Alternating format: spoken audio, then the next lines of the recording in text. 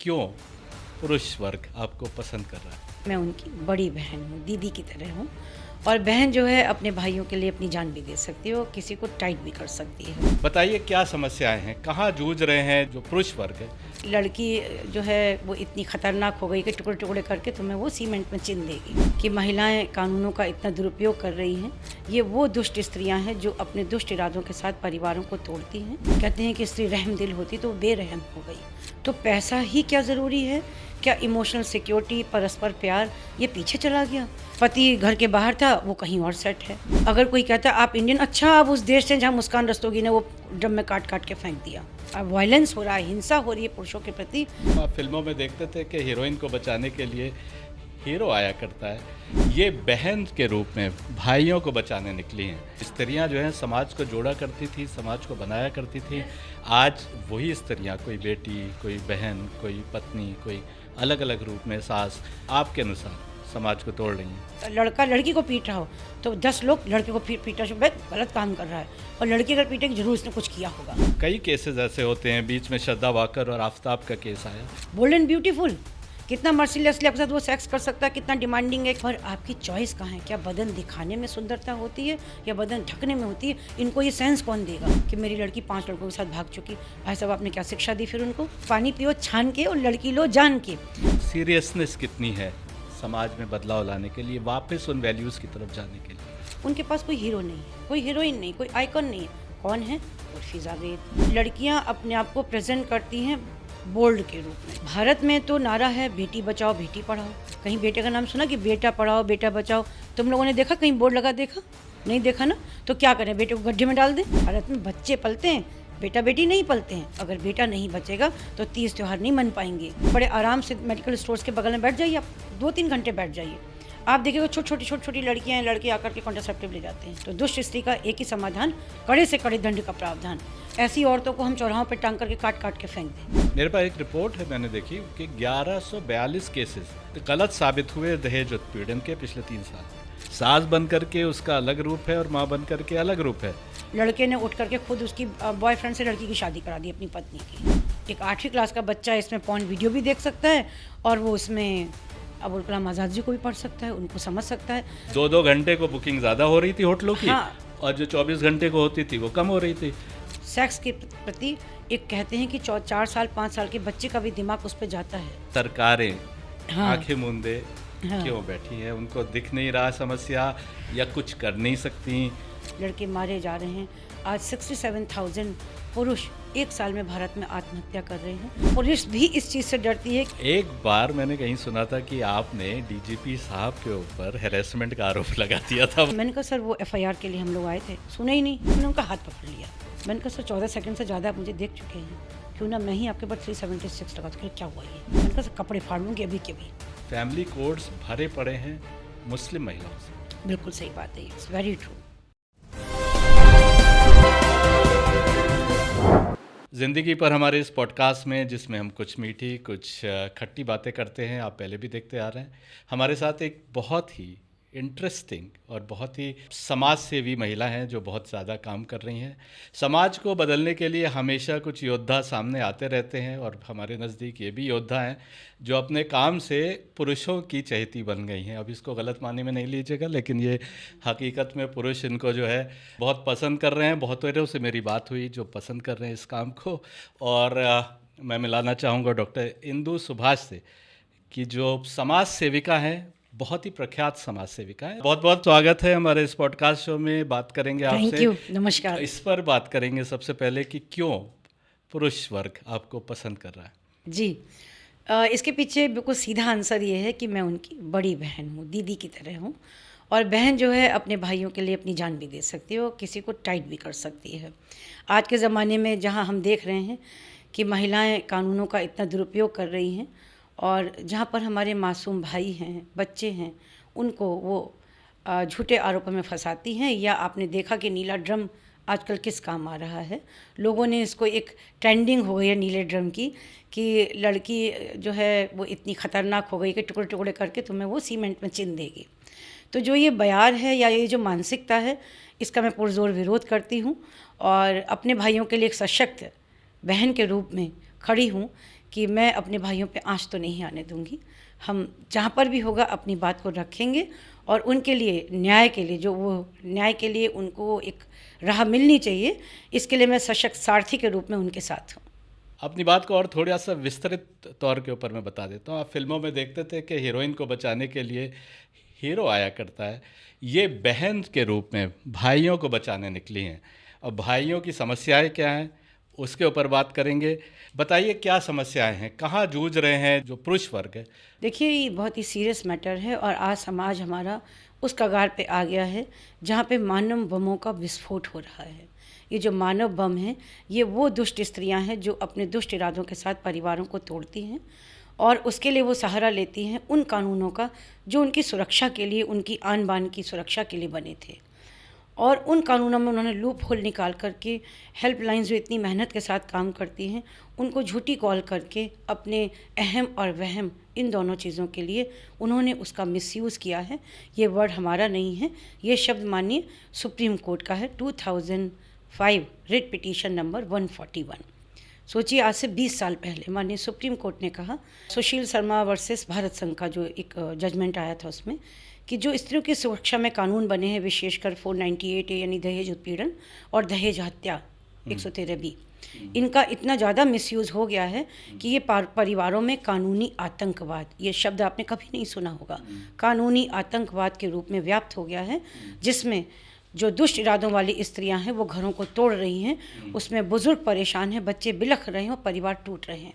उन्होंने एक अपील की जो पुलिस महानिदेशक हैं, यानी पुलिस प्रशासन और जो अपने निचले स्तर की न्यायपालिका थी, कि इस तरह के अगर आपको केसेस दिखते हैं तो उनको संज्ञान में लें और उस पर एक उसका विरोध करें, मतलब उनको ख़त्म करें, उस तरह के केसेस को न बढ़ने दें। तो जो आज के समाज की समस्या है वो 20 साल में जो और बड़ी है, जिसका रूप और ख़तरनाक हो गया, कि आज लड़की या स्त्री जिसको कह दें वो करुणामयी से क्रूर हो गई। कहते हैं कि स्त्री रहम दिल होती तो वो बेरहम हो गई। हमने देखा कि मुस्कान जो एक लड़की है, मुस्कान रस्तोगी, उसने अपने पति से जहाँ उसका अलग मन लग गया साहिल शुक्ला के साथ, उस व्यक्ति को पाने के लिए वासना की हवस और नशा, दो चीज़ें थी। और दूसरा ये कि my choice my body my choice, मैं जो चाहूँ वो करूँ। उसने ये नहीं देखा कि वो एक बच्चे की माँ है, जो छोटा सा बच्चा है, उसे ये नहीं समझ में आ रहा है कि पति मेरा इतनी दूर से आ रहा है, जो मर्चेंट नेवी में था।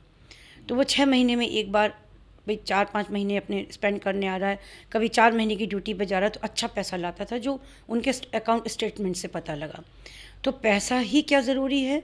क्या इमोशनल सिक्योरिटी, परस्पर प्यार, ये पीछे चला गया?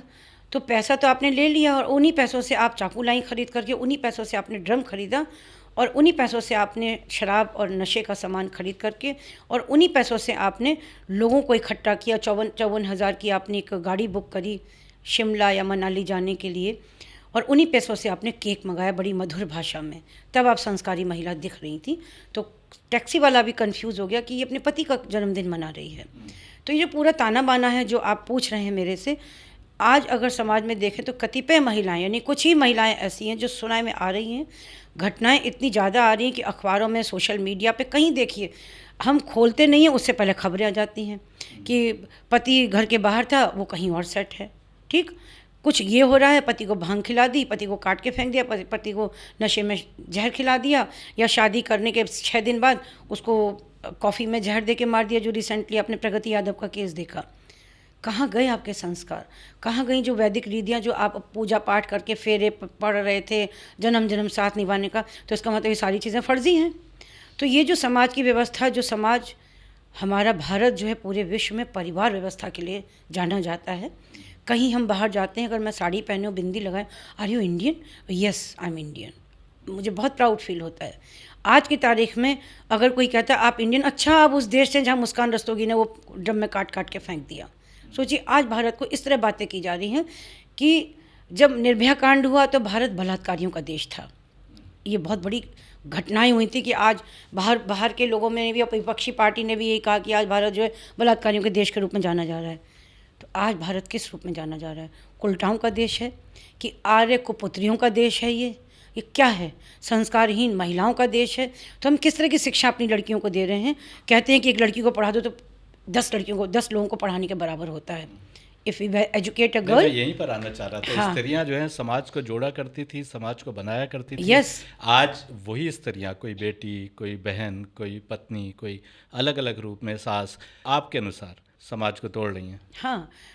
मेरे अनुसार नहीं, सबके अनुसार, क्योंकि अखबार सभी पढ़ रहे हैं, सोशल मीडिया सभी देख रहे हैं, इतने ज़्यादा धरने हो रहे हैं, प्रदर्शन हो रहे हैं, इतनी ट्रेंडिंग चल रही है कि लोग, अगर आप देखें तो मिसयूज़ ऑफ लॉ है ना, एट मुस्कान, तो उस पर सारी जितनी भी इस तरह की वीडियोज़ हैं वो सामने आ रही हैं। हमारे जो छुपी हुई थी वो भी लोग मतलब अपनी बातों को शेयर कर रहे हैं कि आज मेरी पत्नी के साथ, मेरे साथ मेरी पत्नी ने ये किया है, मैं इसका अब मैं निकल करके आ रहा हूँ। लोगों को बोलने का मौका मिल रहा है जो उनके प्रताड़ना के शिकार हैं।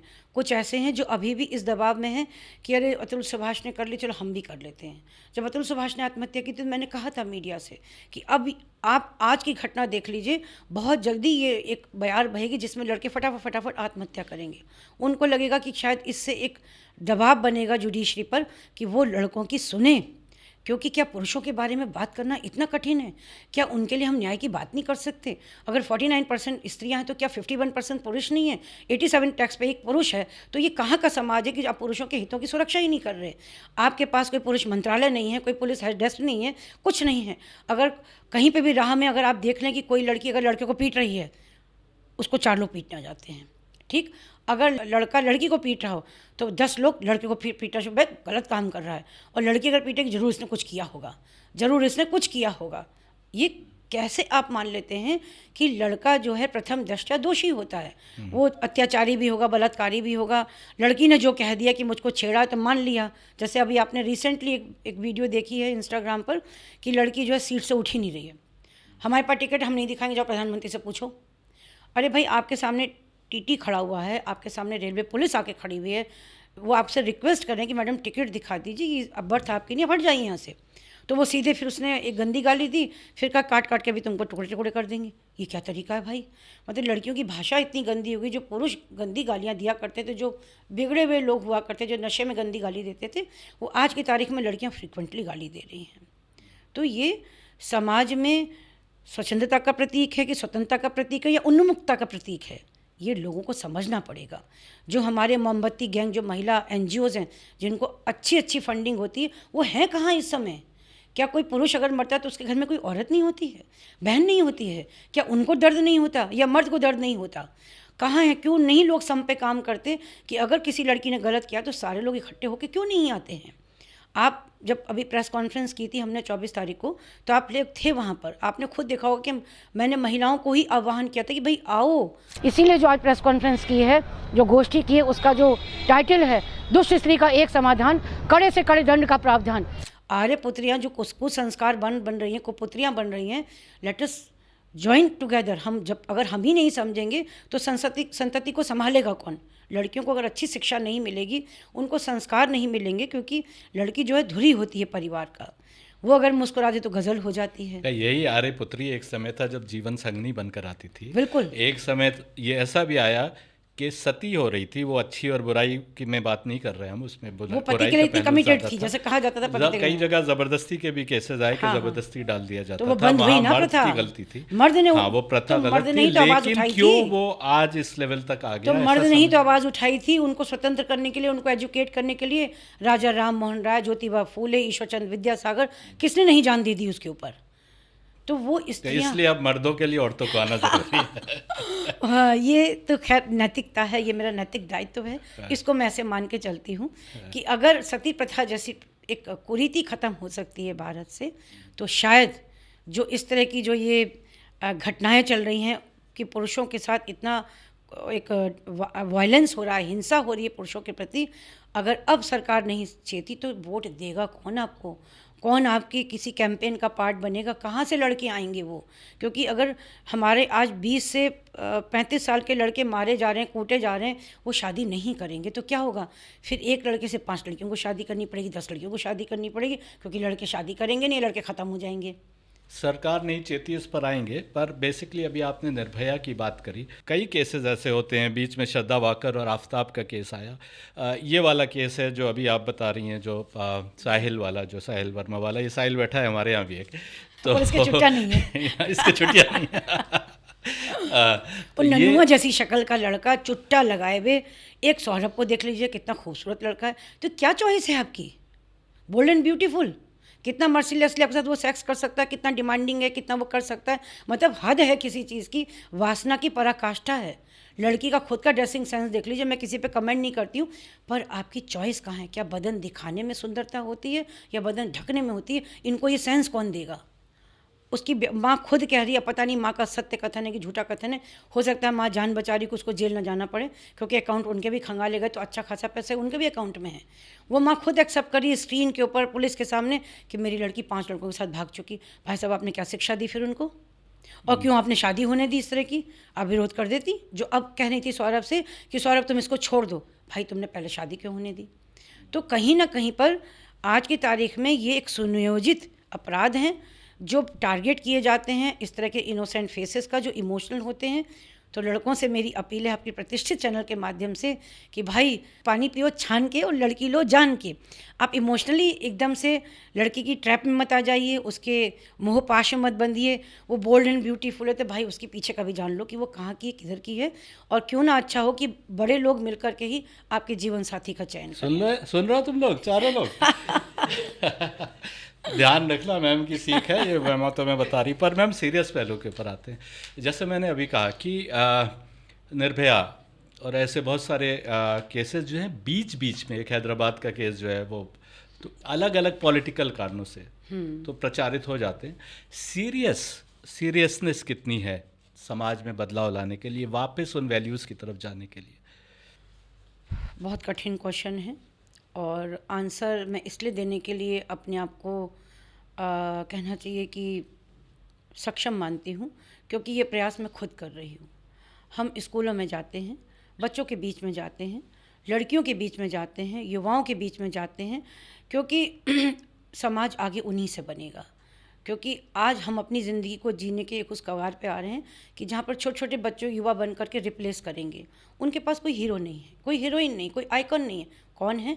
उर्फी जावेद, फिल्म एक्ट्रेसेस, उसमें भी वो कपड़े किस तरह पहनती हैं आजकल। तो आप कहीं पर भी देख लीजिए, किसी भी दुकान पे देख लीजिए, किसी भी शादी में देख लीजिए, कहीं भी देख लीजिए, कहीं ना कहीं पर लड़कियां अपने आप को प्रेजेंट करती हैं बोल्ड के रूप में। नॉट ब्यूटीफुल तो वो होती हैं, जब सच संवर जाती है तो हर लड़की सुंदर लगती है, एज की एक ग्लैमर होता है चेहरे पर। लेकिन माता पिता को ही तो टोकना पड़ेगा, समाज को थोड़ा सा, अगल बगल वालों को कहना पड़ेगा कि भाई साहब थोड़ा इसका ध्यान रखें। बेटी है तो वो आपकी नहीं, हमारी बेटी, क्योंकि बेटी सांझी होती है, सबकी बेटी होती है वो। तो भारत में तो नारा है बेटी बचाओ बेटी पढ़ाओ, है ना? कहीं बेटे का नाम सुना कि बेटा पढ़ाओ बेटा बचाओ? तुम लोगों ने देखा कहीं बोर्ड लगा? देखा नहीं? देखा ना? तो क्या करें, बेटे को गड्ढे में डाल दें? बेटे को बिना पढ़ाए लिखाए उसको कह दें जाओ कटोरा मांगो, जाओ रेलवे स्टेशन के पास जा करके? भाई हमारे घरों में पुरुषों की मसीहा अब हमारे सामने बैठी। तो मेरा ही कहना है कि हम क्यों ये बेटी बढ़ाओ बेटी बचाओ, अरे हम कहते हैं ना बच्चे बढ़ाओ बच्चे पढ़ाओ, बच्चों को अच्छी बातें सिखाओ, क्योंकि भारत में बच्चे पलते हैं, बेटा बेटी नहीं पलते हैं। तो अगर आप बेटी पढ़ाओ बेटी बचाओ की बात करते हैं तो बेटी को भी बचा लो। अगर बेटा नहीं बचेगा तो तीज त्यौहार नहीं मन पाएंगे, ना वो करवा चौथ बचेगा जिसमें मेहंदियाँ लगाई जाती हैं, साड़ी नहीं लाए तो अभी भर तोड़ें ना, बहना तोड़ मत, मैं साड़ी ला रहा हूँ तेरे लिए, रंदे रंदे रंदे, यानी इस तरह का भी मामला चलता है। तो ये जो हमारे तीज त्यौहार हैं जो बड़े मनुहार के साथ प्यार के साथ मनते हैं, वो कहाँ रहेंगे जब लड़का ही नहीं है? तो जो लड़कियों के साथ जो एक कहना चाहिए कि अगर हम उनके विचारों पे जाके बात करते हैं, उनको नैतिकता की बात करते हैं, उनको भी पसंद आती है। जब एक आईपीएस लड़की को लेके जाते, कितनी मेहनत से इस लड़की ने देखो आईपीएस किया, तो जब वो अपनी जीवन की कहानी कहती है, तो जब हम कॉलेजेस में होते हैं, स्कूलों में होते हैं, तो वो उनके रियल हीरो हीरोइन बन जाते हैं। हमें ज़रूरत है, हमारी पीढ़ी को ज़रूरत है कि हम अपना टाइम स्पेयर करें, बच्चों के बीच में जाएं, युवाओं के बीच में जाएं। जैसे हमारा मूवमेंट है, आपने देखा ही है, बुज़ुर्गों का अनुभव, युवाओं की ताकत, आओ बनाए मिलकर नया भारत। हमें मिल कर के काम करना होगा, school to school, college to college जा कर के जो नैतिक शिक्षा का पाठ छोटे बच्चों में होता है, उसकी जगह पे हमें बड़े बच्चों में जाना पड़ेगा और ये बताना पड़ेगा कि 2 आँखें ऊपर भी हैं, सीसीटीवी से कुछ नहीं होगा। जो हमारे साथ चल रही थी बचपन में वो अभी भी हैं, कहीं नहीं गई।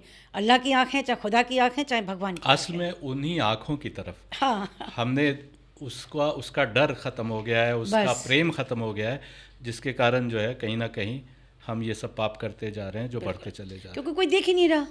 इधर उधर देखा, देखो कोई है तो नहीं, अरे मैंने वो लाइट ऑफ कर दी, सुनो सीसीटीवी नहीं है, अब देखो कोई नहीं है। आप कैसे भूल सकते हैं कि आपके माँ बाप ने आपको विश्वास के साथ शहर भेजा है? आप कैसे भूल सकते हैं अपनी माँ की वो नींद जो रात में वो घबरा के उठ जाती हैं, पिता की नींद कि वो घबरा के कहीं मेरी लड़की के साथ कुछ गलत तो नहीं हो रहा, या मेरा लड़का किसी की ट्रैप में तो नहीं आ रहा है।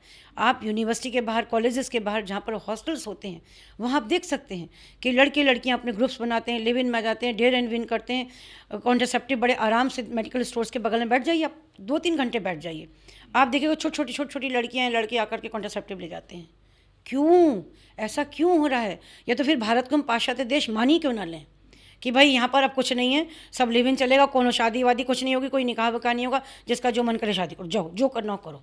तो वो तो नहीं है ना, उसमें सज़ा होती है, पॉस्को का एक्ट लगता है, रेप की सज़ा होती है, 376, 354 दुनिया भर के केसेस लगते हैं। तो ये लगाना बंद कर दो फिर, अगर ऐसा ही तो लगाना बंद कर दो। अगर स्त्री अपराध करे तो आप उसको अभी भी, जैसे हम मुस्कान के ही केस में देख रहे हैं, कहीं ना कहीं कुछ छोटी छोटी कोने से कहीं ना कहीं सहानुभूति की आवाज़ उठ रही है। वाह, जो अपराधी है तो अपराधी है, अपराध जेंडर न्यूट्रल है तो सज़ा भी जेंडर न्यूट्रल होनी चाहिए। तो दुष्ट स्त्री का एक ही समाधान, कड़े से कड़े दंड का प्रावधान। अगर जैसे उस दिन प्रेस कॉन्फ्रेंस में एक महिला आई थी, काफ़ी ऊंची, किसी उसकी अध्यक्ष थी, तो उन्होंने कहा कि क्यों ना ऐसी औरतों को हम चौराहों पर टांग करके काट काट के फेंक दें। हाँ, मैंने कहा बिल्कुल, जो आप कह रही वो होके तो दिखाए। तो अगर कड़ी सज़ा का प्रावधान होगा और लड़कियों के मन में डर आएगा कि हाँ अगर ऐसा होगा तो फिर ये हो जाएगा, है ना, और त्वरित कार्यवाही होनी चाहिए, तो फिर उसमें काम होगा। लेकिन यहाँ होता कुछ नहीं है। सज़ा अगर जेंडर न्यूट्रल, वो अलग इशू है, वो तो फिर कैपिटल पनिशमेंट में चले जाएगा कि फिर वो एक अलग डिबेटेबल इशू तो है। जस्टिस पहले न्याय के ऊपर उतना भरोसा तो हो कि वो सबको जस्टिस ही दे रहा है, तो जस्टिस डिनाइड। तब फिर अगर मान तो लीजिए न्याय समय कैपिटल पे होता पनिशमेंट कहाँ है भी हो भाई? तो कहीं ना कहीं समझा जा अरे तो सकता न्याय समय पे हो कहाँ रहा है? है। हाँ, वो भी नहीं कहा ना अतुल सुभाष ने, जस्टिस ड्यू। भैया न्याय हुआ ही नहीं। अगर मेरे इसमें ना हो तो मेरी अस्थियों को गटर में बहा देना। ही सेड, इतना होपलेस है आज का युवा। एक लड़का जो इतनी मतलब कठिन पढ़ाई, कठिन श्रम करके विवाह करता है, एक अच्छे सपने लेकर के, तो क्या मिला? कुछ नहीं। माँ बाप रोए, बेहोश हुए, सब कुछ हुआ, क्या मिला? मेरे पास एक रिपोर्ट है, मैंने देखी कि 1142 केसेस गलत साबित हुए दहेज उत्पीड़न के पिछले 3 साल में, और कितने तो ऐसे हैं जिन्होंने, मर्दों ने सज़ाएं भोगी होंगी इसी कारण जो है, और जो मतलब जो उत्पीड़न और मेंटल जो हैरेसमेंट और वो सब तो अलग बात है, और जो कोर्ट और वकीलों के चक्कर लगाना और वो सब अलग बात है।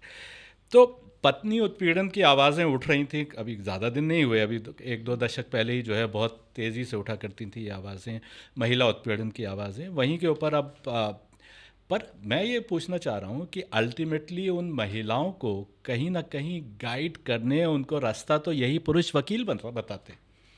वकील ना, वकील की बात आप कह रहे हैं, वही बताते हैं। ठीक, सही कहा आपने।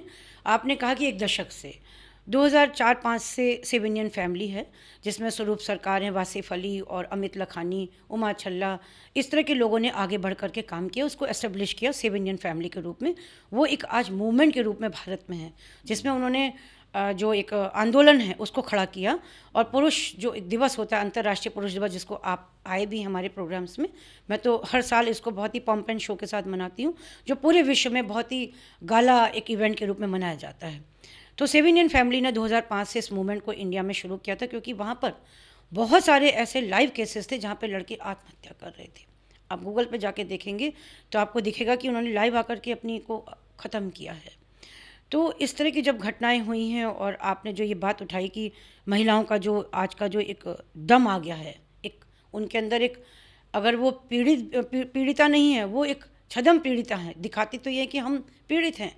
जबकि जैसे आपने कहा कि 1100 इतने केसेस, मैं आपको बता दूं कि पिछले जो सालों का आंकड़ा है, NCRB का डाटा है, उसमें 1,48,000 महिलाएं निर्दोष थीं जो जेल गई थीं। जब वो वहाँ से बाइज्जत बरी हुई हैं कोर्ट से, उसमें कुंवारी लड़कियाँ थीं, उनकी शादियाँ नहीं हुई, निकाह नहीं हुआ रेहाना का। क्यों नहीं हुआ? अरे इनके घर में तो भाई पुलिस भरी हुई थी, ये लड़की जेल गई है, कौन इससे शादी करेगा भाई अब? तो ये कौन सा तरीका, किस रूप में महिला सुरक्षित है? क्या उस रूप में जहाँ पर वो बहू है, जहाँ पर वो दुष्ट बहू के रूप में अपने अधिकारों को बड़े चिल्ला के मांग रही है, या वो एक माँ, एक बहन, एक नानी, एक चाची, एक दादी, एक भाभी जो लड़के की संबंधी है? यही सवाल है मैम कि हाँ। एक वही महिला जो है माँ भी है, वही सास भी है। हाँ। सास बन करके उसका अलग रूप है और माँ बन करके अलग रूप है। तो उसको, इसका मतलब कि उसको किसी पर्टिकुलर किसी व्यक्ति विशेष से कोई नाराज़गी नहीं है, नहीं। वो मानसिकता का इशू है, मॉरल्स का इशू है, कैरेक्टर का इशू है। तो उसको कैसे हम समाधान करेंगे? देखिए, इसको समाधान करने का बात यही है कि जब आपके ऊपर कोई झूठी एफआईआर होती है, लेकिन झूठी एफआईआर होने से पहले आपके ज़रूर जो आपकी एक सिक्स सेंस होती है, वो आपको ज़रूर ये समझा देती कि यार ये लड़की का चयन गलत हो गया हमारे यहाँ। ये लड़की बहू जो है दिन प्रतिदिन जो है कभी कुछ 100 नंबर की धमकी देती है, कभी अपनी मम्मी को फ़ोन कर देती है, मम्मी कह देती है कि राइट टाइम कर दो सबको, या कुछ ना कुछ लड़की के मैसेजेस ऐसे जो पकड़े हैं पति ने, या वो फर्स्ट डे से कह रहे कि डोंट टच मी, छूना मत मुझे, समझे, अभी मुझे मत छूना, मेरा बॉयफ्रेंड है, जब मेरा मन करे तब बात करेंगे। यानी कुछ ऐसी घटनाएं, सब लोग अलार्म हो जाते हैं। हम उसी समय क्यों नहीं बात शुरू कर दे? हम बड़ी घटना होने का इंतज़ार क्यों करते हैं? हम पैचअप कैसे करते हैं? नहीं, ठीक है ठीक है ठीक है ठीक है ठीक है, सब ठीक हो जाएगा। गुलाबी चश्मा पहन करके ज़िंदगी की समस्याएं ठीक नहीं होती हैं। बहुत सारे संबंध जो खतरनाक स्थिति में हैं, तो वहाँ हमें कड़ा डिसीजन लेना पड़ेगा, हमें रिटर्न पे आना पड़ेगा। हमें उन जो लोग शादी कराने वाले हैं, जिनके परिवारों में लड़कियां ब्याह के आई हैं, लड़के चले गए, लड़के भी बदमाश निकलते हैं, तो वैसा वर्सी दोनों तरफ से जहाँ पर भी जो व्यक्ति गलत निकले, हमें इमीडिएट बोल्ड स्टेप लेना चाहिए। यानी चुप्पी तोड़ो, कुछ तो बोलो, आपको बोलना पड़ेगा। आप परिवार की मीटिंग बैठाइए, वकील बैठाइए, उसमें ऐसा वकील जो एक थोड़ा सा प्रतिष्ठित हो और जिसको लग रहा हो कि हाँ वो मीडिएशंस को समझता हो। इसके लिए मीडिएशन पे जा सकते हैं, और उसमें जाकर के जब हम बात उठाएं तो लड़की को बोलने का मौका दें, भाई तुमको दिक्कत क्या है। जैसे अभी रिसेंटली आपने देखा कि लड़के ने उठ करके खुद उसकी बॉयफ्रेंड से लड़की की शादी करा दी, अपनी पत्नी की। तो भाई तुमने पैसा क्यों खर्च करा इतना ज़्यादा? हॉल बुक हुआ, ये हुआ, शादी भी आजकल 1 CR से कम में नहीं होती, 20 लाख तो बहुत ही मिनिमम बजट है ना। तो पैसा भी आप फूंक के खर्च कर रहे हैं, उसके बाद आप ये भी कर रहे हैं।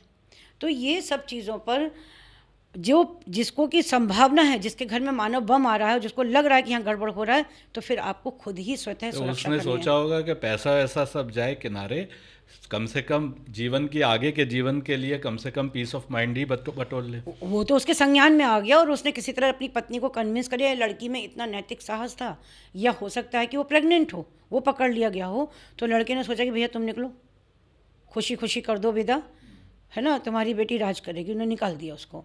अब उसके बाद क्या सामान लौटा क्या नहीं लौटा ये तो कोई नहीं जानता, पर इमोशंस कहाँ जाएंगे। समाज में जो बारातें गई, बहू का आगमन हुआ, तो घर में तो ये होगा, देखो इनके घर में बहू आई थी, वो चली गई यहाँ से छोड़ करके, अब देखते कौन शादी करता है उस लड़के से।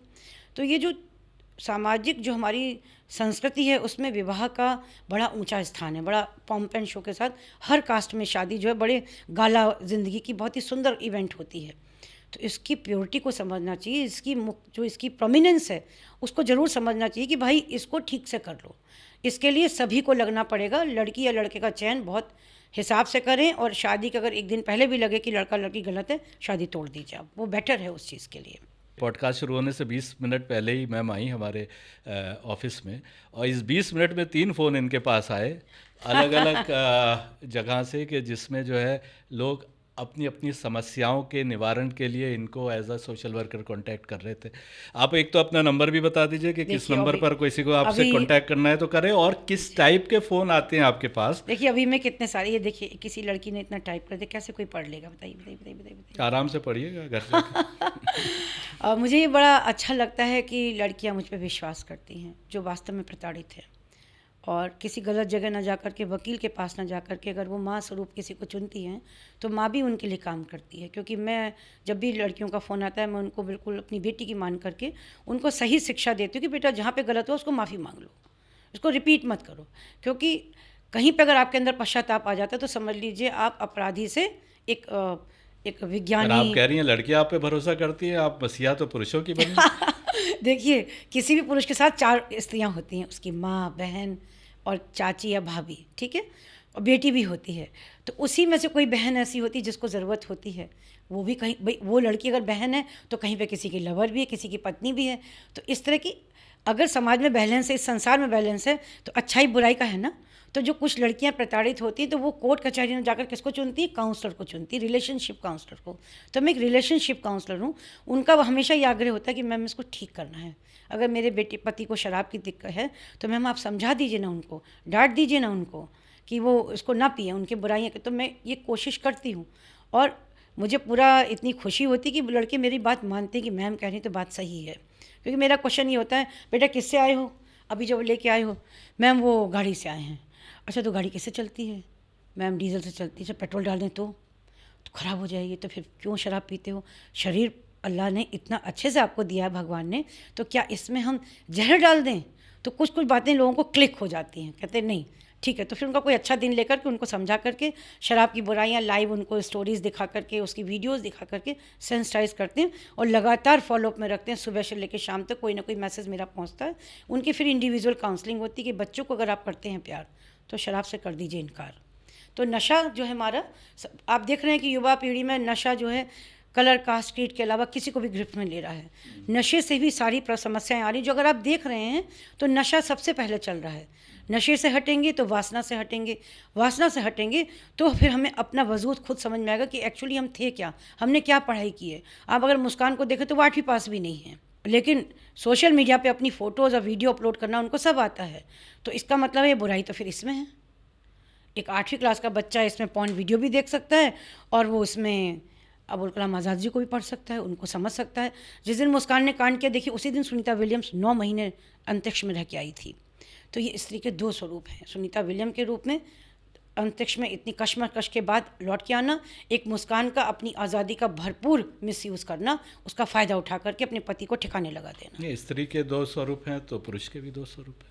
हाँ, मैंने बताया ना हर आपको। तरीके के पुरुष हाँ भी बिल्कुल। हैं। लेकिन मेरा अपना मानना है, हो सकता है कि अलग आप उससे भिन्न विचार रखती हो। मोबाइल प्रॉब्लम नहीं है, इसी के ऊपर लोग जो है सिविल सर्विसेज में भी आ रहे हैं, आध्यात्म की राह के ऊपर आगे भी बढ़ रहे हैं। असल में गीता में मैंने एक जगह पढ़ा कि श्री कृष्ण ने कहा कि तुम धर्म के नाम पर कुछ रस्में निभाने के अतिरिक्त सिर्फ एंटरटेनमेंट में रखो। एंटरटेनमेंट खुद एक बड़ा इशू है जो अब और व्यापक रूप से हमारे सामने आ रहा है। और धर्म के नाम पर जब हम एक रस्मी धर्म में पड़ जाते हैं, धर्म तो बढ़ रहा है, यूं देखें तो हर तरफ लोग धार्मिक ज़्यादा दिख रहे हैं, पर वो जो धर्म है वो हमारी आत्मा को और बेहतर नहीं बना रहा है। ये तो नहीं बना रहा, ये तो क्लियर दिख रहा है। तो इसका मतलब जो धर्म हम आज जी रहे हैं, कोई भी धर्म, हिंदू मुस्लिम सिख ईसाई, उसमें मेजॉरिटी जो है उनका धर्म आत्मा को उस लेवल पर बेहतरी के लिए और उनको और बेहतर इंसान नहीं बना रहा है जैसा बनना चाहिए। तभी धर्म का वो वाला दूसरा रूप भी सामने आ रहा है जो विभत्स रूप है, जो मारकाट वाला या झगड़ालू रूप है। बेसिकली वो धर्म का रूप नहीं है, एक्चुअली वो इंसान की मनोवृत्ति है। बेसिकली धर्म तो अच्छाई की तरफ ही लाना सिखाता है, चाहे कोई भी हो। पर अब इस समाज में जब हम इतना दूर आ गए हैं, भाई अमिताभ बच्चन जी का एक ऐड मैंने देखा, वो उसमें कह रहे हैं कि why beat around the bush when you have the OYO, है ना।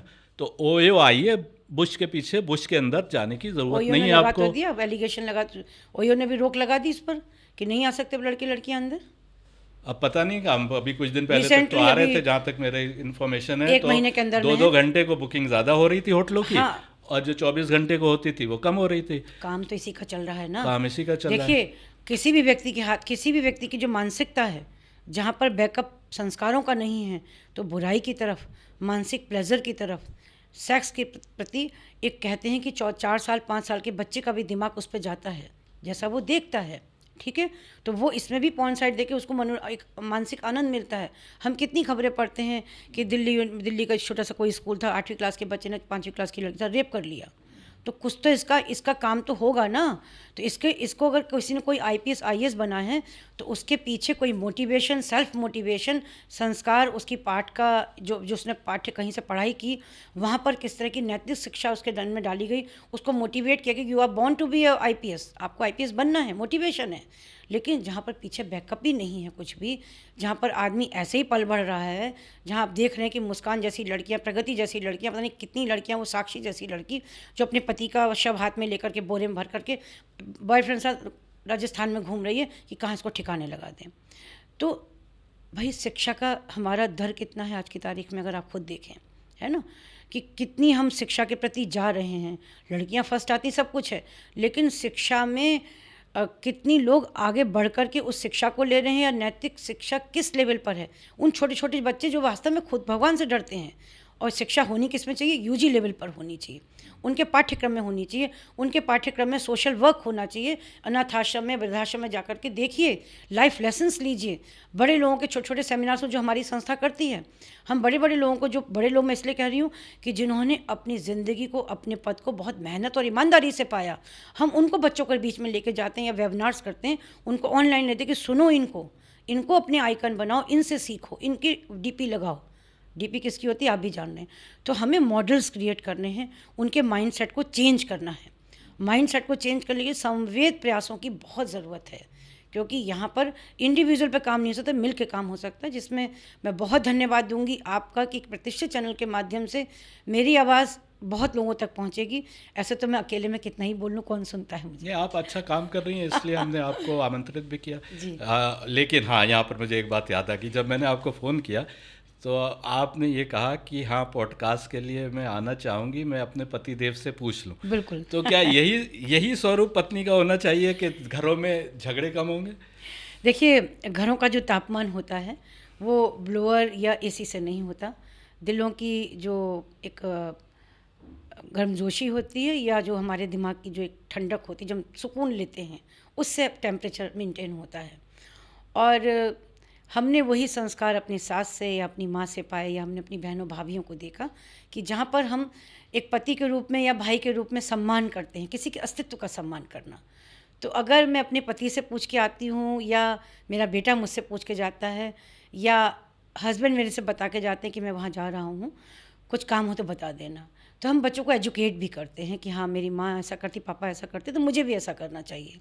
तो ये तो स्वरूप आपके घर में भी है, हमारे घर में भी है, जहाँ भारतीय संस्कृति वास्तव में जीती है, जहाँ माँ बाप आज भी ख़त्म नहीं हुए, वो कहीं ना कहीं हमारे घरों में ज़िंदा हैं, एक कल्चर के रूप में, एक नैतिक अनुशासन के रूप में।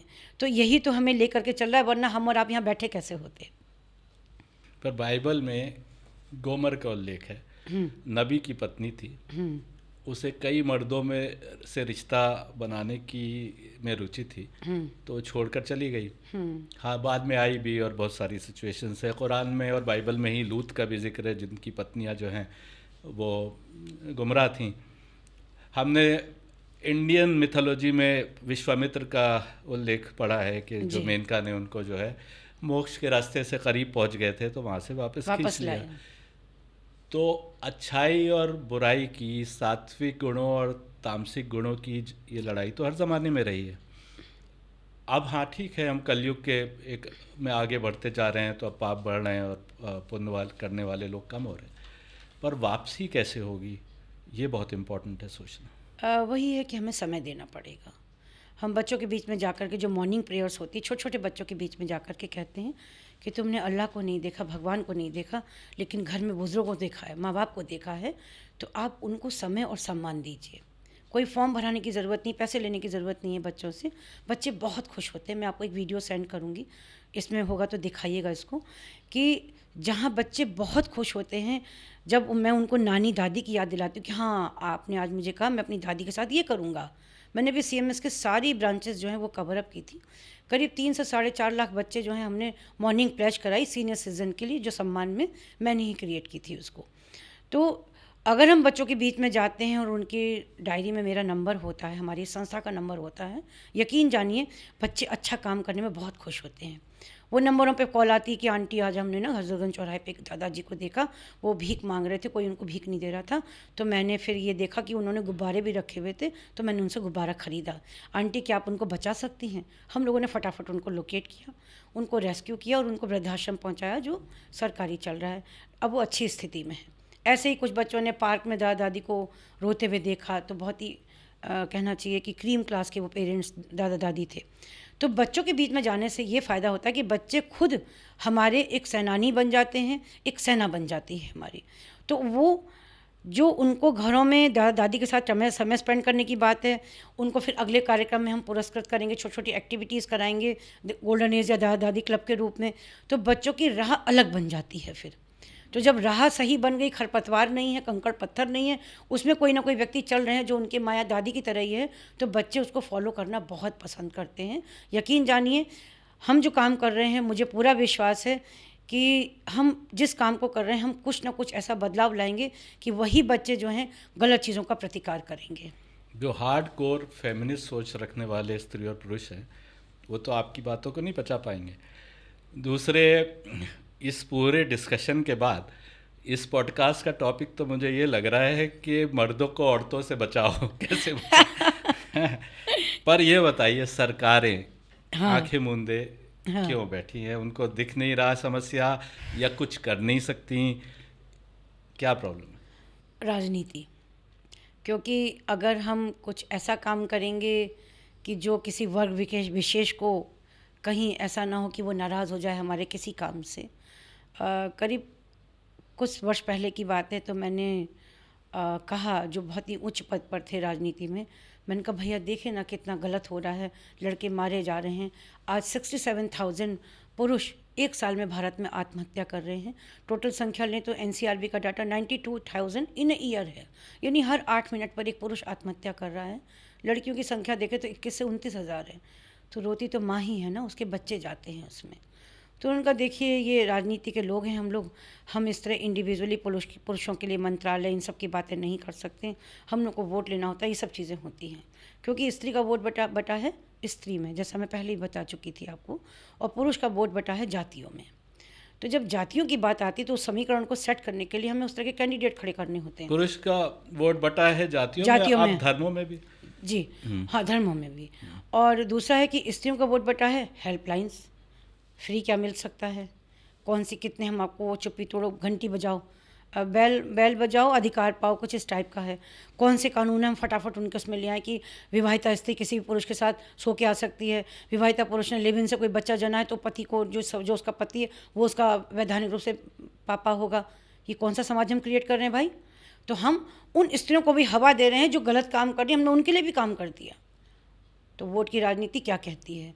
तो हमारे जो राजनेता हैं, मैं उनको रिक्वेस्ट करूंगी आपके प्रतिष्ठित चैनल के माध्यम से, राजनीति अपनी जगह पर है। परिवार ही नहीं रहेंगे तो राजनीति चलेगी कहाँ से?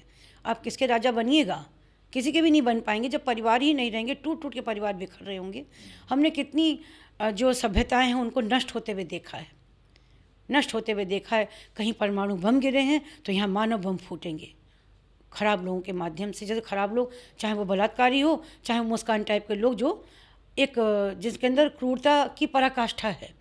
तो ये सारी चीज़ों को हमें देखना होगा, और यह है कि सबको सचेत होना पड़ेगा और वी द पीपल को लेकर चलना पड़ेगा। स्त्री पुरुष से भारत नहीं बना है। भारत की प्रस्तावना में खुद लिखा हुआ है we the people of India, हम भारत के लोग। कहीं पर नहीं लिखा कि हम भारत के स्त्री पुरुष। तो भैया हमको स्त्री पुरुष में बांटना बंद कर दो। अब हम लोग स्त्री पुरुष नहीं, हम भारत के लोग हैं, भारत के नागरिक हैं। कोई भी लड़की 112 नंबर पर फ़ोन करे कि मान लीजिए साहिल का नाम ले कि भाई साहिल तुमने ऐसा किया, मेरे साथ गलत किया, तो इसमें पुलिस का रोल क्या है? देखिए, 112 से आपने अच्छा याद दिलाया। जब 112 का उद्घाटन हुआ था, अभी जब दोबारा से रिन्यू हुई, तो शुरू के 6 दिनों में करीब 6,000 डोमेस्टिक वायलेंस के फ़ोन आए थे पतियों के। अखबारों में डाटा आया था, उसको थोड़ा मजाक में भी लिया गया कि पुरुषों ने फ़ोन किए।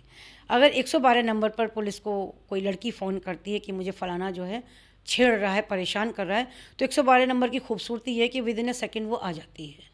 बहुत कम ऐसा होता है कि वो फ़ोन लगाते रहो, लगता नहीं है। ठीक है, बहुत सी लड़कियां कहती कि मैंने कहा बेटा फ़ोन लगाओ ना, क्यों नहीं लगा पा रही हो? कि आंटी कोई फ़ोन लग ही नहीं रहा है, लग रहा है तो कोई आ नहीं रहा। ऐसा भी होता है, ऐसी भी घटनाएं हमारे पास आई हैं। तो फिर हम उनको फटाफट खुद ही रेस्क्यू करते हैं कि हाँ चलो हम फ़ोन लगा रहे हैं, किसी निकट के थाने को फ़ोन लगा देते हैं। अगर इस तरह की कॉल आती हैं तो पुलिस भी खुद स्वतः संज्ञान लेकर के समझ जाती है कि कौन लड़की झूठ बोल रही है, कौन लड़की सच बोल रही है।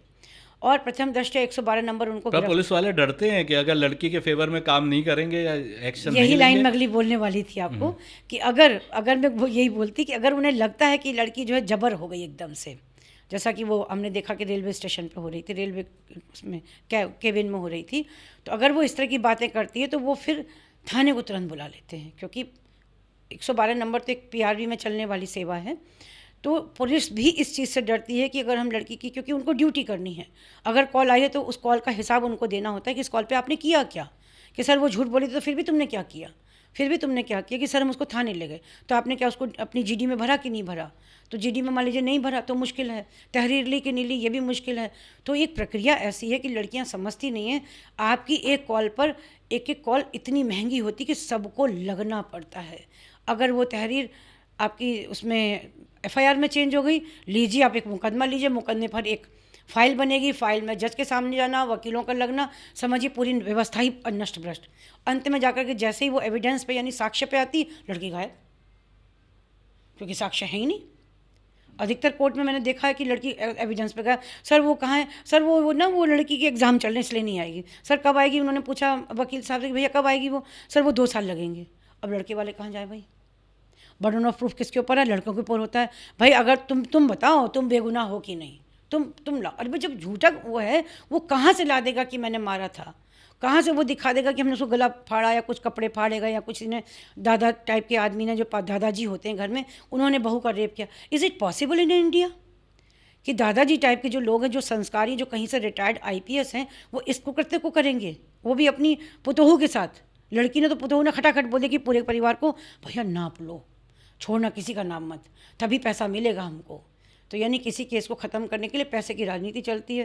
कहते हैं लड़के दहेज मांगते हैं कि भाई 40 लाख का दहेज दिया हमने। क्यों दिया भाई आपने?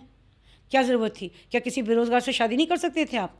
या आपने क्यों खुद उसमें मांग भरी कि भाई आप हमसे करवा लीजिए, हमारा बजट इतना ज़्यादा, उसको छोड़ दीजिए, पहली शादी तय हुई थी। इसके अलावा या जब शादी लड़की को नहीं रखनी है तो जितना हो सके, जैसे अभी कॉल आई थी आपके सामने कि वो 50 लाख का ज्वेलरी चोरी करके भाग गई, ठीक? क्या केस था, ज़रा डिटेल में बताइए। वो उसमें ये था कि वो लड़की जो है, चूँकि ये रिसेंट केस है, इसमें ये था कि वो लड़की एडल्ट्री में इन्वॉल्व थी। जब वो पकड़ा गया, सबके सामने आ गया, तो इधर घर परिवार के लोग लड़की वालों से लड़ रहे हैं, उनमें से 2 लोग निकल के चुप्पे अलमारी में से निकाल के 50 लाख की ज्वेलरी, जिसमें लड़के की भाई, भाभी की, माँ की और बहन की ज्वेलरी थी, वो भी निकाल के ले गए और चुपचाप जाके गाड़ी में बैठ गए। और उनका ठीक है, हो सकता है ऐसे ही गए होंगे, बाद में देखा अलमारियाँ सब खाली पड़ी हैं। तो जो एक तो ये हुआ, दूसरा क्या होता है कि भाई देखिए केस ख़त्म कर लीजिए, लड़की वाले ये कह रहे हैं कि हमको लड़ना नहीं, लड़की बड़ी हो रही, तुम्हारा लड़का भी बूढ़ हो रहा है, ऐसा करो इसको ख़त्म कर दो भैया, तारीख पे तारीख पड़ रही है। तो क्या करना है? देखिए हमारा जो सामान है वो तो दे ही दीजिए, 50 लाख और दे दीजिए। क्यों, पेड़ पेड़ पे पैसा लग रहा है क्या? आपने मुँह मांगा जो पैसा मांग रहे हैं, यानी शादी को ख़त्म करने के लिए लड़की वाले पैसा मांगते हैं।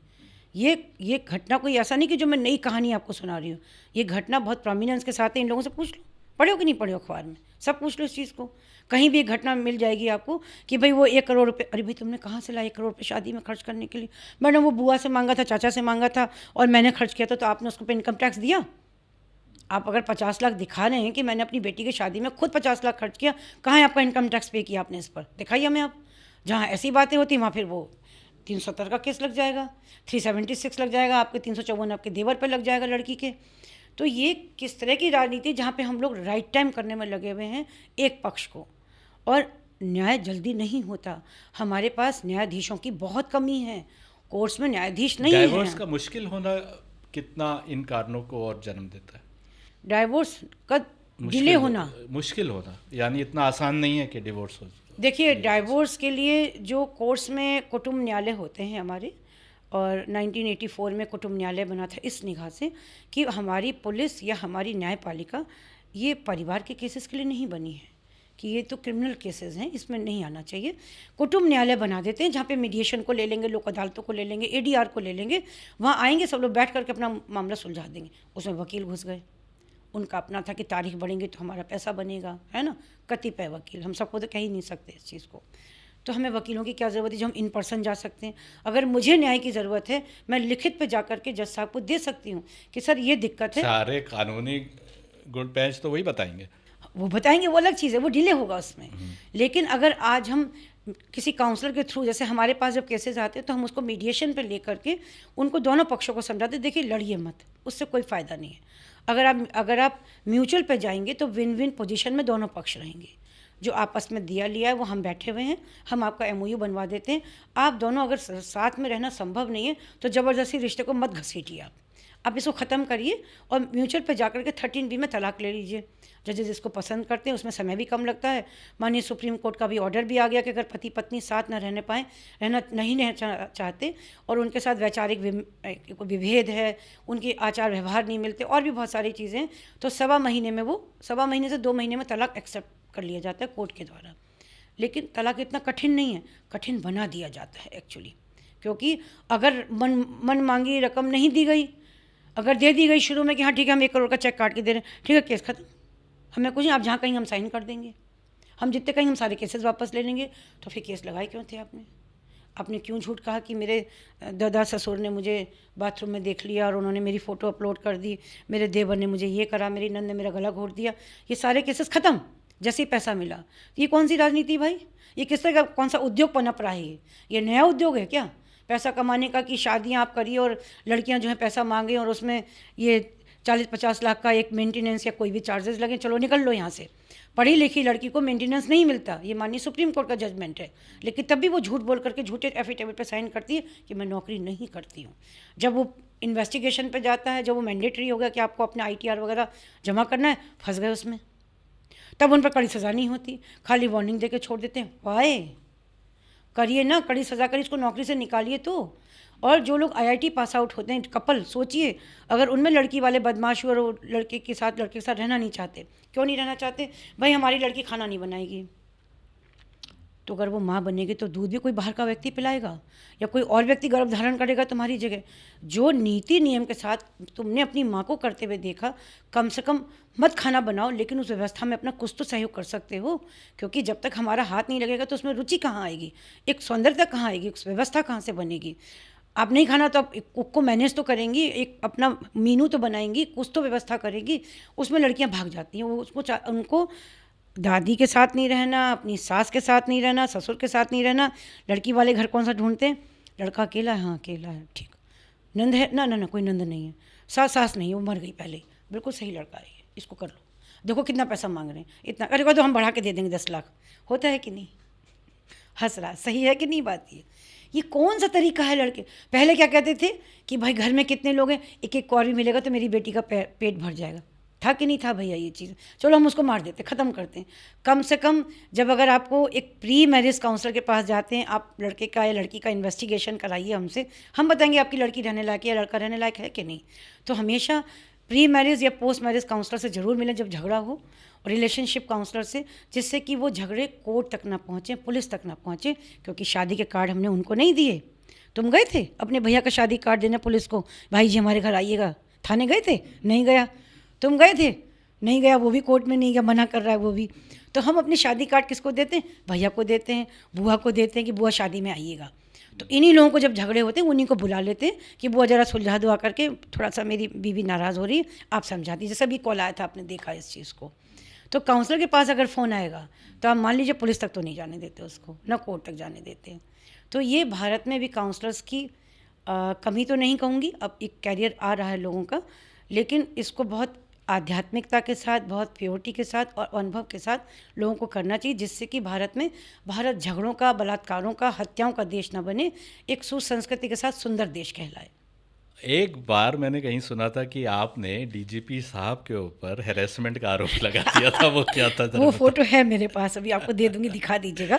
एक्चुअली हुआ ये कि 2012 की बात है, एक लड़के ने आत्महत्या की। वो इकलौता बेटा था, उसकी एक बेटी थी, उसका नाम कली था, वो 3 साल की बेटी थी।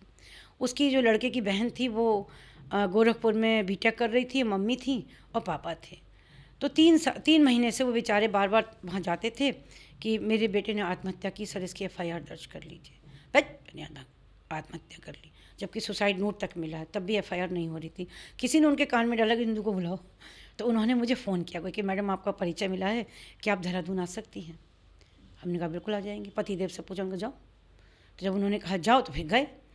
जब गए तो हमने DM को फ़ोन किया कि सर हमारे आपके शहर में बवाल होगा, देख लीजिएगा आप। सहारा समय और ETV को फ़ोन कर दिया, उस समय ये थे। फिर हमने जो अपने ये थे DM के यहाँ से पैदल गए DGP के ऑफिस। सत्यव्रत बंसल जी उस समय DGP थे। मैं विमेन स्टडीज़ में PhD, मेरे विजिटिंग कार्ड पर लिखा हुआ था, बाकी मेरा परिचय था। कार्ड अंदर गया IG के थ्रू, जाओ भाई अंदर कार्ड दे के आओ, मैडम आइए मिलने के लिए। हमने अंकल जी को जो लिया था, तो उनके, अभी मैं आपको फ़ोटो भेज दूँगी, उन्होंने अपने बेटे का फ़ोटो हाथ में लिया हुआ था। बैनर भी जो था हमारे, उसमें बेटे का फ़ोटो था कि हम न्याय मांग रहे थे प्रशांत के लिए। अंदर गए, अच्छा विमेन स्टडीज़ में PhD, हम मैम बैठी। पीछे से सारा समय और ETV खिसक के आ गए। मेरे साथ 2 लोग और थे जो हमारे एक्टिविज़म का पार्ट थे, और अंकल जी थे जिनके हाथ में फ़ोटो था। उसी समय निर्भया कांड हुआ था। सुशील सिंधे जी उस समय गृह मंत्री थे, तो वो अचानक से उसकी चर्चा करने लगे, अरे बहुत अन्याय हो रहा है, लड़कियां बेचारी बहुत प्रताड़ित हो रही हैं। महिला अध्ययन देखते उन्होंने शुरू किया। मैं भी महिला थी तो इसीलिए बैठे हुए थे। और ये मैंने कहा सर वो एफआईआर के लिए हम लोग आए थे, सुने ही नहीं। मैं सुशील सिंधे जी से मीटिंग करने गया था तो उन्होंने कहा कि लड़कियों के साथ इतना अत्याचार हो रहा, अभी ये जस्टिस वर्मा की जो कमेटी आई इसके संशोधन सारे लग करके आएंगे। मैंने कहा सर एफआईआर के लिए बात करने आए हैं कि इस लड़के की एफआईआर नहीं हो रही है सर। अंकल जी आप बोलिए ना, अंकल जी आप क्यों नहीं बोल रहे हैं? तो अंकल जी ने कहा कि सर मैं ऐसे ऐसे मैंने एप्लीकेशन दी। उन्होंने फिर एप्लीकेशन हटा के फिर वो महिला में इतना बताइए मैम, इतना अपराध बढ़ रहा है लड़कियों का कि मैं आपको बता नहीं सकता हूँ, लड़कियाँ बहुत प्रताड़ित हैं। हमने कहा बहुत हो गया, अब ज़्यादा हो गया। वैसे तो कल से भूखे चले थे, भी कुछ खाया भी नहीं है, पैदल चल के आ रहे हैं। हमने उनका हाथ पकड़ लिया। मैंने कहा सर 14 सेकंड से ज़्यादा आप मुझे देख चुके हैं, क्यों ना मैं ही आपके ऊपर 376 लगा। तो कह क्या हुआ, ये क्या हुआ? पुलिस वाले और खड़े हुए थे, कह रहे मैंने कहाँ आपका हाथ पकड़ा।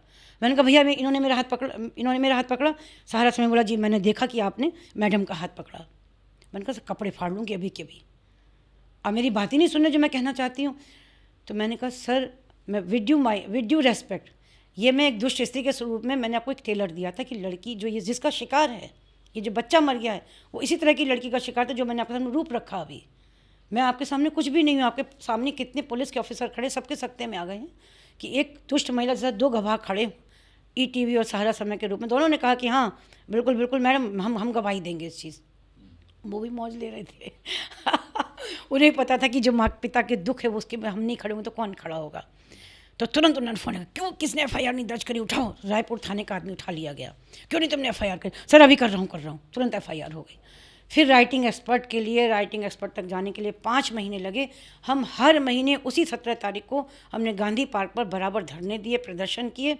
तो आइए एक दिन आता कि मैडम आप मेरी नौकरी ले लेंगी, आप मेरी ट्रांसफ़र करा दीजिए। मैंने कहा भाई हम तो साधारण घर नहीं, अभी खाना बना के आ रहे हैं घर में, हमको कुछ नहीं आता यहाँ पर। हम तो ये सब कोई कहता है हाय हाय तो हम हाय हाय करते हैं, बस हम कुछ नहीं है। कह रहे मैं जान चुका हूँ कि आप कौन है। मैंने कहा कुछ नहीं, हम कुछ नहीं भाई। लेकिन वो केस कंप्लीट हुआ। फिर वो गोरखपुर आया, गोरखपुर में 5 लोगों की हमने गिरफ्तारी कराई। लड़की, उसका पिता और जो 3 लोग उसका सहयोगी थे, सारे जेल, डिब्बा कट के जेल में चला गया। इस लड़ाई में महिलाओं से कितना समर्थन मिल रहा है?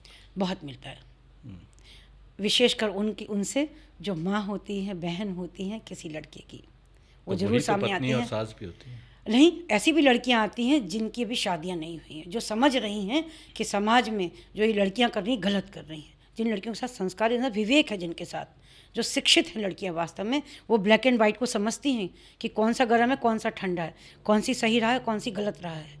तो जो मेहनत के, जो श्रम के महत्व को जानती हैं, जो जानती हैं कि अगर हमें अधिकार मिले तो कर्तव्य हमारे पहले हैं, जो जानती हैं कि हमें उत्तरदायित्व दिए जाते हैं, अगर उसके बिना हम काम करेंगे तो उत्तरदायित्व उन्हीं को मिलते हैं जिनको जो कर सकते हों। तो जो इस निगाह के साथ काम करती हैं, राइट वर्सेस रेस्पॉन्सिबिलिटी, तो राइट्स किनको मिलेंगे? जो रेस्पॉन्सिबिलिटी लेती हैं। इस निगाह के साथ जो लड़कियां होती हैं वो हमारे ग्रुप में हैं। और मुझे बड़ा सौभाग्य है कि मेरी ग्रुप में 10,000 से ऊपर तो लड़कियां कॉलेजेस की ही होंगी, बाकी तो छोड़ ही दीजिए आप। अच्छा, बिल्कुल, मेरे साथ लड़कियां नहीं हुई तो किसके साथ होंगी, सोचिए। आपके साथ पुरुष भी और महिलाएं भी तो मैं तो माँ और बहन की ये तरह हूँ। बताइए, फैमिली कोर्ट्स आपका अनुभव रहा है बहुत ज़्यादा, जी। किस टाइप के केसेस आते हैं, क्या समाधान है, क्यों भरे पड़े हैं केसेस? देखिए ये बहुत ही कहना चाहिए कि जब कोर्ट में कदम रखती हूँ मैं, जब मैंने पहला कदम रखा था 21 अप्रैल को 2021 की बात है ये, मैं लिटरली सरप्राइज थी कि ये कोर्ट है कि क्या है। हम जो पिक्चरों में देखते थे वो तो कोर्ट नहीं है ये, इन्हें पंखे नहीं है, इसमें कुछ बैठने की जगह नहीं, टॉयलेट्स नहीं है, कुछ नहीं है यहाँ पर, जजेस बैठे हुए हैं इसके अंदर। और भीड़ कितनी है, सिर्फ औरतों की, सिर्फ औरतों की भीड़ है। किसके लिए आई हैं? गुजारा भत्ता, काम कुछ करना नहीं है, व्यवस्था ऐसी कर लड़की मायके में रहे तो उसको गुजारा भत्ता पति को देना पड़ेगा। तो क्या हुआ यहाँ पर? राइट्स लेने विदाउट रेस्पॉन्सिबिलिटी। शादी करो, एक बच्चा पैदा कर दो क्योंकि उसके नाम पे थोड़ा दूना पैसा मिलेगा, ठीक। इतनी सारी कहानियाँ हैं। किसी दिन अगला प्रोग्राम जब हम करेंगे तो मैं अपनी फाइल्स के साथ आऊँगी, मैं आपको उन कहानियों को बताऊँ, क्योंकि मैंने हर केस पे अपनी रिपोर्ट लगाई है। ये मैंने एक नया रूप रखा था, वो रिपोर्ट मेरी जजेस ने हाथों पे ली है कि ये कितने सही आपने आंकलन किया है कि हमें जजमेंट करने में बहुत आसानी होती है।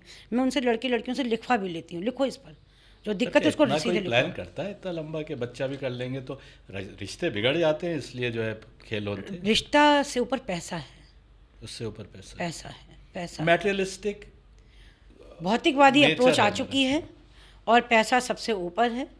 और अगर रिश्ता रखना है तो लिव इन तो चल ही रहा है कहीं पर भी। हमारी कोर्स ने तो 497 के में पीछे वही भौतिकवादी सोच भौतिकवादी सोच है। मैटेरियलिस्टिक रिश्ते हों चाहे क्योंकि अगर आप रिश्ते में रहेंगे तो आपको सुबह उठ के हो, चाय खाना सब बनाना पड़ेगा, है ना जी। और अगर आप रिश्ते में नहीं हैं तो आप मायके में हैं, चाहे कितने बजे उठिए, खाना वाना बनवा दिया भाभी के साथ, नहीं बनवाया, वहाँ भी लड़ाई चल रही तो वो वाली भाभी मायके चली गई, उनने भी केस लगा दिया अपनी ननद के आने पर। विशेष सर्किल है, यानी जो लड़की यहाँ पे केस कर रही है उसकी भाभी ने उस पर भी केस कर दिया, क्योंकि वो मायके में सारी व्यवस्था बिगाड़ रही है। ऐसे भी करके मैंने कितनी लड़कियों को समझा और उनको उनकी जगह पे पहुंचाया। कोई एक प्रोग्राम रखिएगा मेरे पे, छोटी छोटी वीडियोस भी जो मैं बच्चों की बनाती हूँ, लड़कियों की। तुम जाओगी कि नहीं जाओगी, क्या किसी को पसंद किया चुपचाप बता दो, किसी को नहीं बताएंगे। हाँ आंटी हमने पसंद, में धीमे धीमे बोलो, किसी को नहीं बताएंगे, चुपचाप रिकॉर्ड कर रहे होते हैं। हाँ मैं किसी को पसंद करती हूँ, मुझको ये पसंद नहीं है लड़का, ठीक है भाई, तो तलाक करोगी कि हाँ, तो फिर केस क्यों लगा रखा तुमने इतने सारे, कि ना वो वकील ने कहा इसलिए लगा दिया, पापा ने कहा तो इसलिए लगा दिया। तुम पे कोई मारपीट हुई थी कि नहीं हुई, दहेज मांगा गया कि नहीं मांगा गया, तुम लड़के को पहले से पसंद करती थी कि हाँ, तुमने पप्पा को बताया था कि हम इससे करेंगे कि हाँ कहा था, तो पापा ने कहा कि वहाँ देखो कितना सोना चांदी तुमको मिलेगा मुँह दिखाई में, तुम सब ले ला के आ जाना, फिर हमको नहीं पता क्यों करना, कर लेना अपने मन में। लो अब लो, वो घर गई, सोना चांदी उठा लाई, पहली विदाई के बाद गई नहीं, जाओ। अब लड़के से वो मांग कर रही है जो साहब से कि सर मेरा गहना रुपया सारा उस अलमारी में रखा है, उसमें चाबी लगी हुई है। हमने पूछा चाबी कहाँ है, कि चाबी मेरे पास है। जब चाबी लगाने की बात हुई कि पुलिस के सामने चाबी अलमारी खोलो, तो कहती कि मेरा पति बहुत बदमाश है, उसने डुप्लीकेट चाबी बना करके निकाल लिया होगा। लो भाई, यानी पूरी व्यवस्था झूठ पे टिकी है, लालच पे टिकी है, लिप्सा पे टिकी है, अहम पे टिकी है, राइट टाइम पे टिकी है। तो कहाँ जाएँ कोर्ट्स। 5 करोड़ केसेस आज पेंडिंग हैं। अगर इस व्यवस्था को आज तोला जाए तो जो हमारे आंकड़े कहते हैं 357 साल लगेंगे आज के प्रेजेंट जो पेंडिंग केसेस हैं उनको ख़त्म करने के लिए। तो अर्ली डिस्पोजल के लिए ही ये फैमिली वेलफेयर एक्सपर्ट्स की जो मैं बन के गई थी उनकी नियुक्ति की गई है कोर्ट्स के अंदर। क्या फटाफट केसेस को पढ़िए, समझिए, उन पर काउंसलिंग करिए, उनको बताइए क्या करना है हमें। तो 1100 फाइलें करीब मैंने इस तरीके से उनको डिस्पोज ऑफ पर लगाया था। मानवाधिकार आयोग कोई रोल है? ह्यूमन राइट कमीशन जो करता है वो उसका काम ये होता है कि किसी भी व्यक्ति को अगर सरकारी किसी व्यक्ति से परेशानी है तो वो बात को वहाँ ला सकता है। लेकिन हम यहाँ देखते हैं कि वहाँ पुरुष परिवार भी पहुँचते हैं जो अपनी अपनी बातों को कहते हैं कि हम इससे परेशान हैं, तो कौन एंटरटेन करेगा वहाँ पर। भाई आपको व्यवस्था, आपने तो सिलेक्शन गलत किया ना परिवार का। अब आप मानवाधिकार जाएँ, क्योंकि वो किस लिए जाते हैं, क्योंकि पुरुष आयोग है ही नहीं। और तो महिला आयोग चली गई, जो आप देखते हैं विभूति खंड में है, इंदिरा गांधी प्रतिष्ठान के सामने नीचे मानवाधिकार आयोग है और सबसे ऊपर सिर पे कौन बैठा हुआ है, महिला आयोग बैठा हुआ है, ठीक है। वहाँ भी फाइलें बनी हुई हैं। हम लड़कियों से वहाँ भी कहते हैं बेटा तुम फाइल हो यहाँ पर, तुम जब अगर तुम्हें ये दिक्कत है कि तुम अपनी जिठानी के साथ नहीं रह सकती हो तो मायके में भाभी के साथ भी तो रह रही हो, खाना भी तो बनवा रही हो कि हाँ आंटी खाना तो बनवाते हैं, तो उतनी तो तुम्हें डिमांड करनी थी बस। अरे थोड़ा रास्ता बना लो, हम क्या देंगे तुम्हारे पति से कि भाई तुम अलग रह लो, कुछ चीज़ें अलग कर लो, भाई अलग घर बना लो छोटा सा, तुम वैसे रह लो। लेकिन घर तोड़ करके ये फाइलों को ला करके आप फाइल के रूप में आकर के यहाँ पे क्यों कंप्लेंट कर रही हैं, ये तो गलत है ना। परिवारों का जो आपस की जो झड़प हड़प होती है बुज़ुर्गों के रहने पर होती है, बुज़ुर्गों के सामने होती है। क्या तुमने उनको बताया कि नहीं बताया? क्यों तुमने 112 नंबर कॉल करी कि यही समझ में आया कि उस पर लिखा हुआ है कि अगर चाहिए तो आप न्याय चाहिए तो तुरंत घंटी बजाइए। तो हमें अपनी हेल्पलाइंस पर भी कुछ इस तरह का सिस्टम डाल देना चाहिए कि अगर आपकी झूठी कॉल हुई तो आपके खिलाफ कार्यवाही की जाएगी। एक छोटा सा मैसेज ज़रूर चला जाना चाहिए, अखबारों में इस तरह की चीज़ें जाएं। कोर्ट्स के बाहर लिखा होगा कि अगर झूठी केस होगा, झूठा वाद होगा तो आपको 5 साल की सज़ा मिलेगी, जो अभी नई हमारी न्याय संहिता आई है उसमें 5 साल की सज़ा है। और इस पॉडकास्ट का एक सार ये भी निकलेगा कि ये डिमांड की जाए कि एक पुरुष आयोग बने, बहुत जल्दी पुरुष मंत्रालय बने, क्योंकि डॉक्यूमेंटेशन हमारे पास अब है। किसी भी मंत्रालय को बनाने के पीछे डॉक्यूमेंटेशन होता है व्यथा का, तो व्यथा का डॉक्यूमेंटेशन बहुत अच्छे से है हमारे पास। इन व्यथाओं को देख करके आप बिल्कुल एक पुरुष मंत्रालय बना सकते हैं। ये हर व्यक्ति की मांग है। ह्यूमन राइट्स नाम है, उसमें महिला और पुरुष क्यों आ गया? नहीं तो वो तो बात है ही, हम तो पहले से भी कहते हैं, जो पिछली बार हमारा आपकी बात हुई थी उसमें यही बात तो हुई थी। अगर मानवाधिकार आयोग है तो क्या स्त्री मानव नहीं है, प्रश्न है ये मेरा। और अगर वो मानव थी तो अलग से महिला आयोग बनाने की क्या ज़रूरत थी? 49% ही तो महिलाएं हैं। हम ही तो कहते हैं कि महिलाओं का प्रतिशत बहुत कम है, इनकी संख्या बढ़ाओ। तो मानवाधिकार आयोग में 2 सेल बन जाती, एक महिला की, एक पुरुष की। भाई महिला की जो ऐसी ग्रीवेंस है जो वो खुल करके नहीं बोल सकती, थोड़ी शर्म के साथ है, तो भाई आप वो वहाँ पे भी काफ़ी महिला अध्ययन के जो विशेषज्ञ लोग हैं वो बैठे हुए हैं, आप वहाँ बात कर लीजिए। रूम नंबर बी में ये बैठे हुए हैं। जब महिला मानवाधिकार आयोग के रहते हुए महिला आयोग, महिला सम्मान प्रकोष्ठ 1811090 ब्ला ब्ला ब्ला इतनी सारी चीज़ें बन सकती हैं, तो एक बेचारे नन्हे से ये छोटू भैया के लिए क्या पुरुष आयोग या पुरुष मंत्रालय नहीं बन सकता? अरे उसी में बना देते, कुछ ना करते परिवार संरक्षण आयोग बना दो भाई, कुछ तो कर दो जहाँ पे सब लोग मिल करके एक परिवार जाए कि भाई मेरी ये व्यवस्थाएं, मैं थोड़ा सा यहाँ पे कंफ्यूज हो गया हूँ, या कुछ इस तरह की व्यवस्थाएं वो जैसे मोहल्ला क्लिनिक्स होती हैं, तो मोहल्ला ऐसी आउट ऑफ कोर्ट की भी छोटी छोटी सेल्स बन सकती हैं जिनको परिवार परामर्श केंद्र कहते हैं, जैसा हम लोग रन कर रहे हैं कि अब हमारे पास आएंगे तो हम उसको न थाने में जाने देंगे न उसमें जाने देंगे जुडिशरी में, क्योंकि दिल के जो मसले होते हैं वो ठंडक के साथ सुलझाए जाते हैं, वो दिल के साथ बैठ कर के ही बात होती है, उसमें दिमाग नहीं लगाया जाता है, मसले बहुत ठंडक के साथ सुलझाए जाते हैं। एक सवाल पॉडकास्ट खत्म करने से पहले, आपने एक बार मुझसे कहा था कि केसेस फैमिली कोर्ट्स भरे पड़े हैं मुस्लिम महिलाओं से। बिल्कुल सही बात है, इट्स वेरी ट्रू। क्यों? उसके पीछे एक कारण है कि शायद मुस्लिम जो कानून है उसमें पैसे की इतनी व्यवस्था इतनी तेज़ी से नहीं होती है, और उनको सबसे ज़्यादा जो मुस्लिम केसेस हैं वो 125 यानी भरण पोषण के हैं, और या अगर शादी भी टूटेगी, जैसे मुस्लिम केसेस में तो एक निकाह के समय ही मेहर की रकम और क्या क्या, मैं तो अभी केसेस में मैंने देखा कि उसमें चाय की चलनी तक लिखी हुई थी, मतलब दे आर सो सिस्टमेटिक कि आपने जो सामान दिया है दुल्हन को या इधर से जो चढ़ाया गया सारा लिखा होता है, लेकिन कोई कंपनसेशन या जो उन्होंने कह दिया कि ये भी खर्च हुआ था या हमारे पे चोट लगी तो जज ने कुछ और भी उसका एक भरण पोषण दे दिया, हर्जाना मिल गया उस चीज़ का, तो वो जो लालच है पैसे का वो उनको कोर्ट लेके आता है। मैंने कई बार कहा कि बेटा अपने मुस्लिम कानून इतने सॉलिड हैं, मौलवी साहब के पास जाइए, उनके पास बैठ के बात करिए कि सर मुझे विवाह में ये दिक्कत है, आप यहाँ क्यों हैं, क्यों इतनी संख्या बढ़ा रखी, क्या अच्छा लगता है कि पर्दा नशीन महिला यहाँ आ रही है, यहाँ आकर के आप न्याय मांग रही हैं, और फिर आपको बुर्का उतार करके ही सब जगह काम करना, तो फिर इस बुर्के का फ़ायदा भी क्या, इस बुर्के का क्यों आपने इसको अपमान कर रही हैं इस चीज़ का। तो रहमान को समझाया, लड़की को समझाया, I can show the photos and videos, तो वो गले लगी, उसने कहा कि मैम क्योंकि काउंसलर्स की बहुत ज़रूरत है कोर्ट के अंदर, जो दबाव दे के काउंसलिंग कर सके, खाली ऐसा नहीं कि सुपरफिशियल काउंसलिंग करें, मैं दबाव दे के काउंसलिंग करती हूँ कि मैं उनको रुला दूँ, चाहे मुझे भी रोना पड़ जाए उसमें। तो दबाव दे के जब काम होता है तो वो गले लग करके लोग कहती, आंटी मेरी बस इतनी सी बात करा दीजिए कि मुझे रहमान 500 रुपये दे दें। मैंने कहा बेटे 200 करवा दें, अच्छा ठीक है 200 करवा दें। मैंने कहा रहमान खबरदार, जो तुमने 200 रुपये के मांगा इससे हिसाब के, तुम 200 का क्या लाते भैया, वो टिक्की खाए चाहे अमरूद खरीदे कुछ और करे, तुम 200 रुपये हर महीने दोगे। फिर रहमान को अलग से समझा कि बेटा पत्नी जा रही है, बच्चा चला जाएगा, तो वो सोनू मान गए, रिश्ता चल गया, तो 10 साल का केस था वो खत्म। एक तरफ करोड़ों के झगड़े हैं, हाँ, यहाँ पर 200 400 200 500 के 300 100 के झगड़े।